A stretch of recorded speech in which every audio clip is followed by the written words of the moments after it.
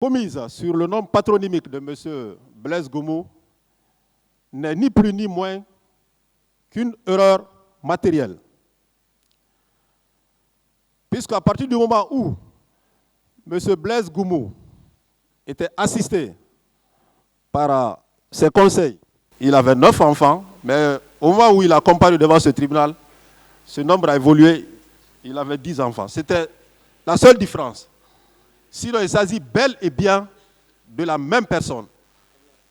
Sinon, le ministère public met au défi les conseils de M. Blaise Goumou de rapporter que dans le procès verbal de première comparution devant le pouls des juges d'instruction, ce n'est pas leur client qui a comparu. Et c'est cette même personne qui a été entendue au fond par les magistrats instructeurs avant que l'ordonnance de renvoi n'intervienne. Donc à venir demander ici, à venir invoquer l'erreur sur la personne de leur client et solliciter en conséquence que leur client soit libéré et que ce n'est pas cette personne qui est renvoyée devant le tribunal, n'est qu'une tentative de la part des avocats de la défense d'induire le tribunal en erreur. Monsieur le Président, honorables assesseurs, avant de terminer, puisque je ne vais pas m'étendre sur le sujet plus qu'il ne m'est nécessaire, je vais attirer votre attention sur un fait.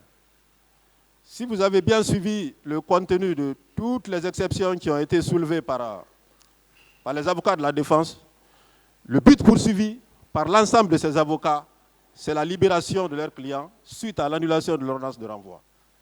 Donc, vous connaissant des magistrats aguerris, vous n'allez pas vous prêter à ce jeu. Sur ce, le ministère public requiert qu'il vous plaise, Monsieur le Président, honorables assesseurs, de balayer d'un revers de la main toutes les exceptions qui ont été soulevées par les avocats de la défense et d'ordonner immédiatement l'ouverture des débats dans cette affaire. Sur ce, je passe la parole à mon... Merci, Monsieur le Président. Honorables assesseurs, nous ne serons pas longs parce que l'essentiel a été dit. Hier, Maître Lansana Sylla a parlé de scellé. Et par rapport à ça, il ne s'agit pas d'une exception, mais plutôt un incident. Nous l'avons entendu dire hier que tant que les scellés ne seront pas mis à la disposition de la défense, son client ne prendra pas la parole à cette audience. C'est pourquoi aujourd'hui, nous invitons la défense à lire avec nous les dispositions de l'article 288 du Code de procédure pénale. Cet article dispose: si le juge d'instruction estime que les faits constituent un crime, il ordonne le renvoi de la procédure et un état des pièces à conviction devant le tribunal criminel. C'est ce travail que le pôle de juge d'instruction a fait. Et ce travail a été conforté par les documents que le procureur de la République près le tribunal de première instance de Dixine a joint à l'ordonnance. Hier, Maître Lansana Sylla a donné lecture d'un document. La défense donc a donné lecture d'un document dans lequel document, naturellement, on a énuméré l'ensemble des pièces à conviction. Les scellés vont être présentés le moment venu devant ce tribunal. Ils seront contradictoirement discutés et certainement ces scellés retiendront l'attention du tribunal. Donc que cela soit dit, qu'on ne vienne pas nous dire ici, tant que ces scellés ne sont pas mis à la disposition de la défense, le client ne va pas parler. Je pense qu'en parlant ainsi, c'est une simple manière d'essayer de faire obstruction au déroulement normal de ce procès. Aussi, Monsieur le Président, hier, il a été dit du côté de la défense que certaines parties civiles, en l'occurrence l'AVIPA, ne doivent pas être reçues en leur constitution de partie civile à cette audience devant ce tribunal. Monsieur le Président, nous allons inviter la défense à lire avec nous des dispositions des articles 4 et 156 du Code de procédure pénale. Que dit l'article 4?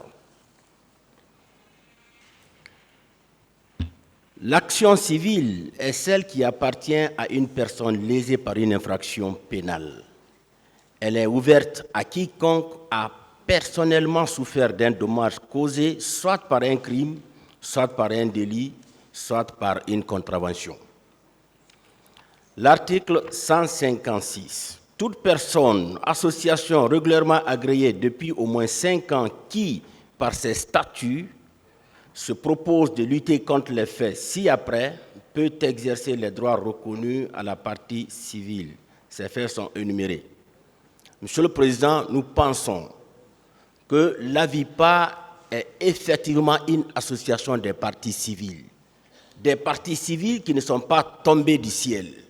Des parties civiles, Monsieur le Président, qui étaient au stade ces jours-là et qui ont subi les faits que nous poursuivons. Et ces gens, Monsieur le Président, ces parties civiles, ces personnes ont souffert des différentes infractions qui ont été commises au stade. Donc c'était tout à fait normal que ces victimes s'associent pour défendre en commun leur cause devant ce tribunal-là. Et puis mieux, il nous a été dit ici par les avocats de la partie civile que l'AVIPA est constituée depuis plus de 5 ans. Je pense que ce n'est pas un arrêté qu'on va venir nous exhiber ici pour remettre en cause ces dispositions pertinentes du Code de procédure pénale. Ces parties civiles, parce que je l'ai dit d'ailleurs, ces parties civiles, Monsieur le Président, c'est vrai que vous aimez employer le mot victime, mais moi je pense à ce stade-là, parce que la loi permet que la constitution de partie civile se fasse au niveau du juge d'instruction. Et ça a été fait. Ces victimes-là se sont présentées devant le pool de juge d'instruction, elles se sont expliquées, elles ont dit ce dont elles ont été victimes, et à la fin, la question leur a été posée, est-ce qu'elles se constituent partie civile? Elles ont répondu par l'affirmative. C'est pour dire, Monsieur le Président, on ne peut pas leur renier cette qualité à cette audience-là.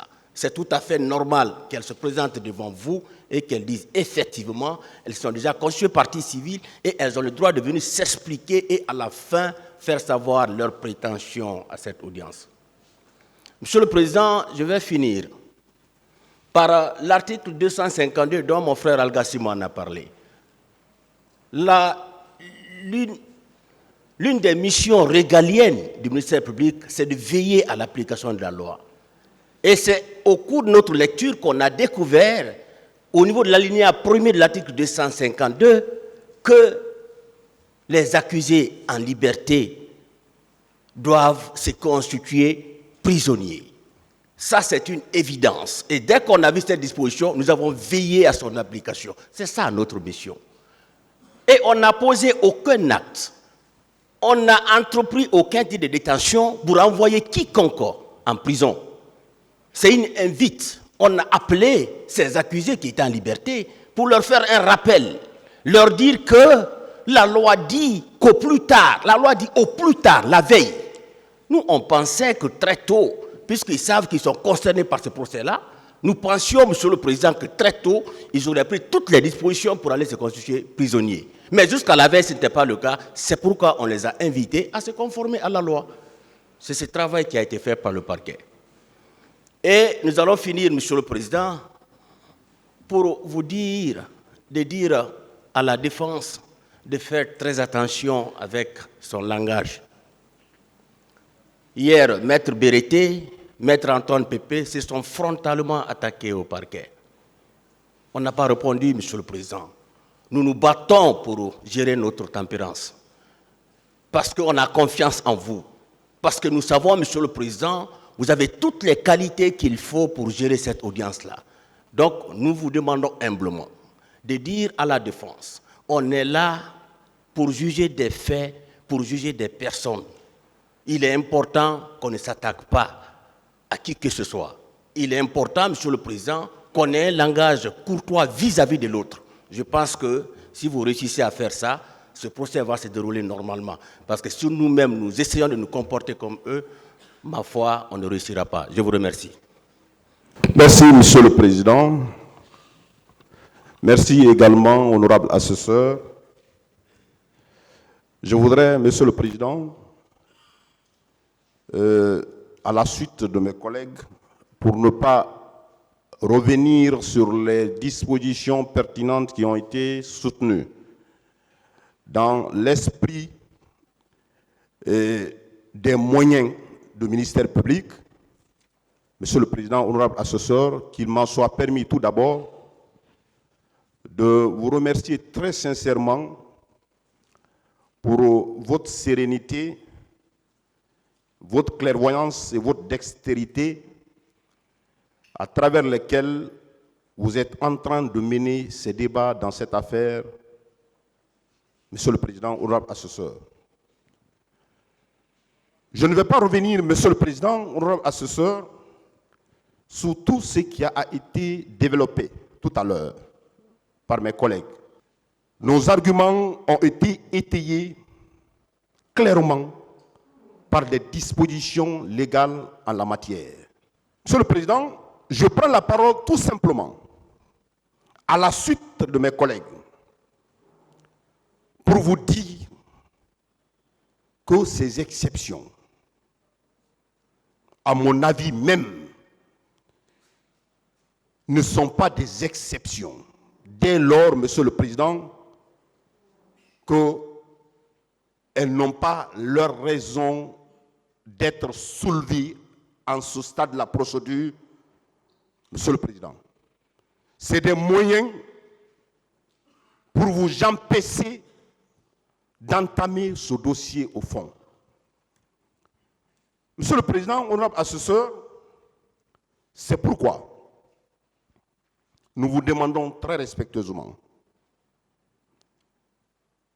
sous le fondement des dispositions légales qui ont soutenu nos répliques, quant aux exceptions, prétendues exceptions, soulevées par la défense, je prends la parole pour vous demander tout simplement de les rejeter dans leur intégralité et ordonner que le débat soit ouvert au fond dans cette affaire. En le faisant, vous aurez rendu saine et juste. Je vous remercie. Nous avons fait le tour. Nous pensons avoir fini avec nos répliques, Monsieur le Président. Et merci. Le parti civil.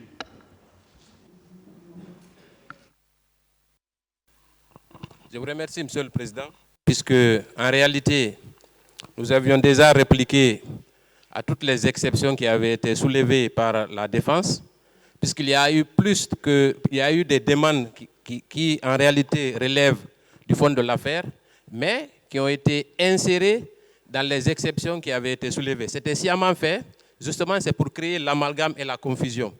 Heureusement que le parquet est très vigilant et a remis à sa place la défense. Monsieur le Président, mon intervention va s'articuler autour de 3 points. C'est d'abord sur la détention, puisque l'article 152 alinéa 1 est sujet à polémique. L'interprétation qui a été faite par la défense est tendancieuse, puisque la défense n'a jamais voulu de l'alinéa 1. Elle s'est toujours focalisée sur l'alinéa 2. Or, Monsieur le Président, si nous lisons l'article 252 alinéa 1, il n'y a pas d'équivoque. 24 heures avant l'ouverture de l'audience, les accusés doivent se constituer prisonniers. Je pense qu'à ce niveau, il n'y a pas d'amalgame, il n'y a aucune confusion possible. La question qui se pose est celle de savoir comment se constituer prisonnier. Le parquet l'a éloquemment démontré et surtout, le parquet nous a édifié sur la lettre qui est prétendument utilisée, qui selon la défense a été utilisée comme étant un titre de détention. Le parquet l'a démontré, ce n'est pas à travers cette lettre que les accusés ont été conduits en prison. Ça aussi, ça a été clarifié. Monsieur le Président, dès lors qu'un accusé se présente de façon, suite à un appel administratif, il a été convié à se présenter au greffe. Au greffe, automatiquement, il se constitue prisonnier. comment le conduire en prison? C'est l'aspect logistique qui posait problème. Et à ce niveau, le parquet a été très vigilant. Il a dit, bon, au lieu que chacun des accusés ne parte en prison dans sa propre voiture, étant donné l'envergure de cette affaire, une affaire emblématique, il leur a proposé un bus. Moi, je pense que sur le plan matériel, en tout cas sur le plan logistique, il n'y a aucun reproche à faire au parquet. De ce point de vue, Monsieur le Président, nous considérons que cette détention, elle est régulière et ne souffre d'aucune ambiguïté. Deuxièmement, Monsieur le Président, vous avez entendu au niveau de la défense une demande d'évacuation sanitaire de M. Aboubacar Toumba Diakité. Monsieur le Président, je voudrais rappeler ici que M. Toumba Diakité était en fuite. Il a fallu la coopération internationale pour que M. Toumba soit ramené en Guinée, suite à un mandat. Donc, Monsieur le Président, permettre à un tel accusé, étant donné son implication présumée dans ces événements, dans ces massacres du 28 septembre, je pense que d'abord, elle est hasardeuse et pourrait même constituer un risque réel pour les personnes, pour les victimes et pour les témoins. Donc, ordonner une telle mesure, Monsieur le Président, ne pourra que mettre en danger des victimes qui ne sont pas, pour l'ère actuelle, ne bénéficient presque d'aucune protection. Donc, Monsieur le Président, de ce point de vue, nous pensons que cette demande, elle est mal fondée. En tout cas, elle est prématurée. Deuxièmement, mon intervention va s'articuler autour de la prétendue irrécevabilité de constitution de parti civil de la FIDH, de l'OGDH et de Avipa.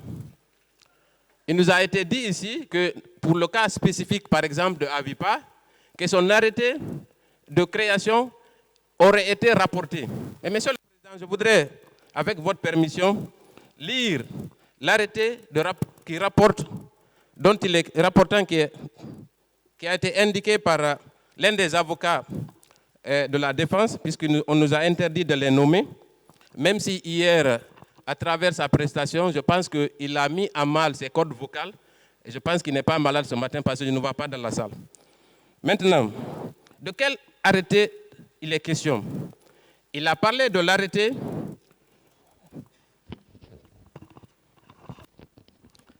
Il a parlé de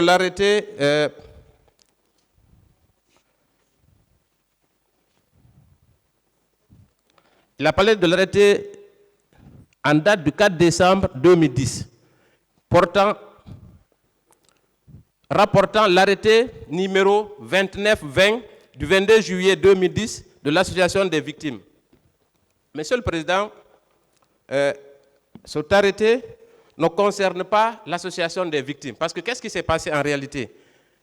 Cet arrêté dont il parle a rapporté celui numéro 2920 pour duplication. C'est-à-dire qu'il y a eu deux arrêtés qui ont été pris au compte de la même association.